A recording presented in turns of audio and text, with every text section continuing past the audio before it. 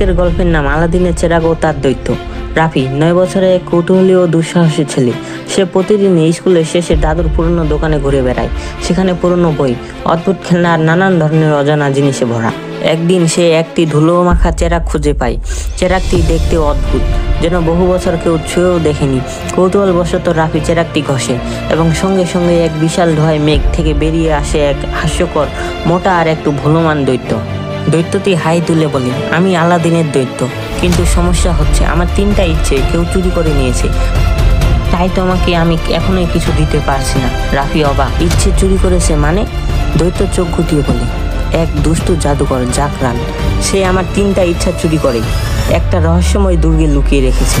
তুমি কি আমার সাথে গিয়ে সেগুলো উদ্ধার করবেই? রাফি একটুও না ভেবে রাজি হয়ে যায়।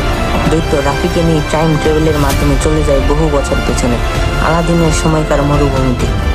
দূরে তারা দেখে বিশাল এক দুর্গ, যার চারপাশে ঝড়ো বাতাস ঘুরছে। বন্ধুরা, দ্বিতীয় পার্টের জন্য অবশ্যই সাবস্ক্রাইব, লাইক এবং কমেন্ট করুন।